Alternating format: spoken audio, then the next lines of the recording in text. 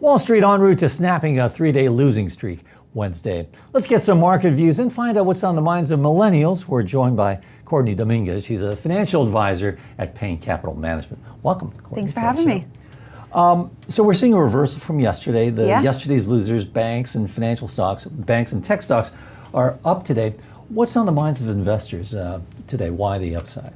Yeah, I think just recently we have had several down days here, and we're just seeing a lot of just fear and unrest when it comes to just negative headlines out there. But at the end of the day, the data still looks really good. Unemployment's really low. Valuations are still around their historical averages.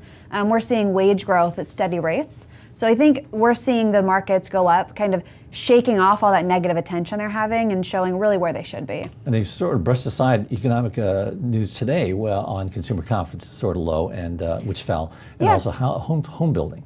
Some of that too can really fluctuate. Consumer confidence tends to go a lot more towards with whatever the news is right now, not necessarily the underlying economy. So that can really fluctuate day to day, month to month. So that's not something I'm as reliant on as some of the more like hard numbers that are under there. Okay, and looking at numbers, it's been a pretty strong, very strong quarter for stocks. Yeah.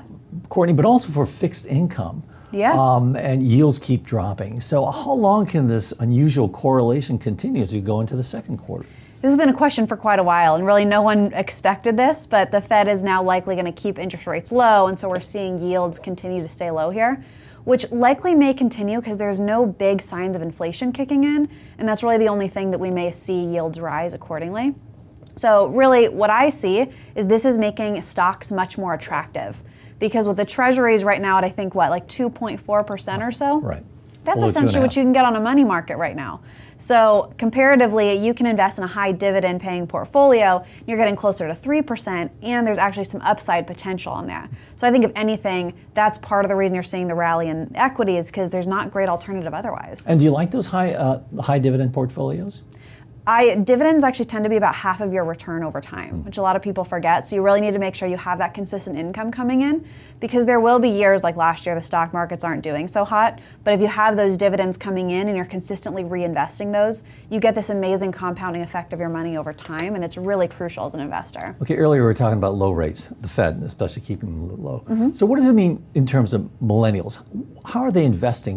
What's the issue that you find with your clients? Yeah, the biggest thing I see is we're having millennials come to us who are kind of, despite what everyone thinks, doing a really good job of saving. However, they're not doing a good job of investing. Most people are sitting in cash, and they're just terrified of the stock markets, and understandably so. There's a lot of negative headlines and a lot of negative reaction about it.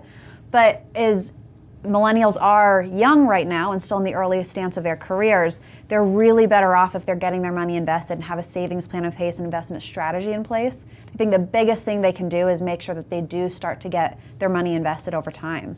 All right. And how do you convince them? What do you tell them in terms of why you need to get into stocks as opposed to staying in, say, a savings account? Your biggest enemy is going to be inflation, and inflation hasn't been that high, so a lot of us forget about it. But if you just had your money sitting in cash, I actually just looked at this, and ever since 2004, you would have made, sitting in cash, about $100,000 in there. You'd have about $122,000 if you left it just in checking or savings. Inflation over that time frame, that same $100,000 would be over $135,000 that you'd need to spend money on. So if you didn't have it invested, you actually have less money in your pocket compared to what you can actually buy right now. And that's why forward looking, you need to keep that same idea in mind and get your money invested. And lastly, Courtney, for our millennial viewers, those that are out there, what's your one big tip to them? What should they do now? The one big tip is get your money invested. I know it can be scary too, because the markets are almost at all-time highs again. But especially as a millennial, there are going to be several corrections throughout your lifetime, but the markets are going to be higher when you're retired from now. I mean, when you look at over 5-year periods or 10-year periods or 15-year periods, the chances of the markets being higher are so much stronger.